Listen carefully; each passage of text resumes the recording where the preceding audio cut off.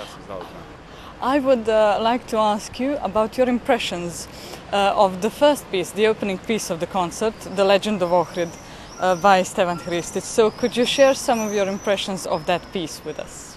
I was sent a couple of compositions, actually 5 or 6, from which I chose this work because I was immediately caught by this very, very special folkloristic voice of the piece, which is not at all alien to us because we have the same.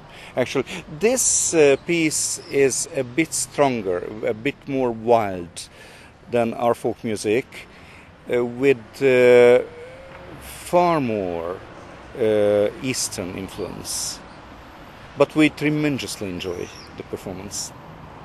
Thank you. Well, actually, you partly answered my second question, and the second question relates to well, the whole program actually of the concert, namely the fact that you are playing, conducting and playing music by composers that are somehow involved with folklore. So, do you think, are there any possible connections between the Hungarian folklore and the folklore from the Balkans? Absolutely. That's what actually Bartók said, that everything is in relationship with everything in Eastern Europe. So the influence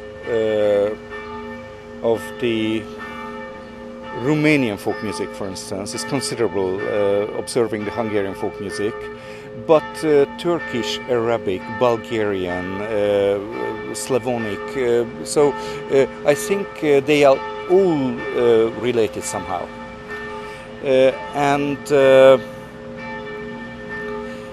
the program expresses this intention really.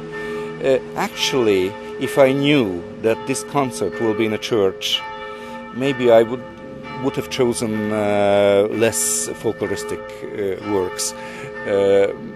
Probably the acoustics of this church is not quite adequate with those wild pieces, but it can turn out to be that even the opposite, so that with full state, with a completely sold out audience, it will be better acoustic-wise. So at the moment I feel a little bit too reverberant, but let's wait for the concert.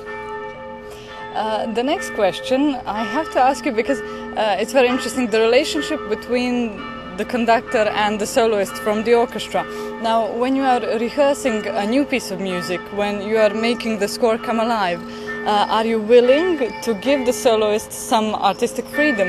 And to which extent do you allow them to put their view of the score in front of you? I think a very interesting question. An orchestra musician can't see the whole structure in whole, you know. That's only the conductor, and that's why the rehearsals are almost fully devoted to the proportions, the dynamical ratios, and explaining the musicians what is important and what is less important in the piece. But I think it was no problem in the Hristic piece, because it's so obvious, so natural, I would say. So I just repeat that the orchestra was immediately caught by its strength and tremendously enjoys it. Well, this is in fact the last concert of the tour. So how satisfied are you with the tour in general? We are quite satisfied. We encountered fantastic audiences. The reception was absolutely serious, and I would say,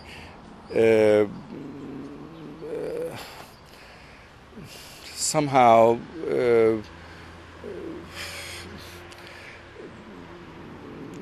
so I never ever encountered audiences like in Transylvania, in Lvov, for instance. So the attention they devoted to our performance was so fantastic. The silence was really something extraordinary, I must say. So I should say that this tour was almost our best tour in decades. Thank you so much, and I wish you a successful concert in Subotica also. Many thanks.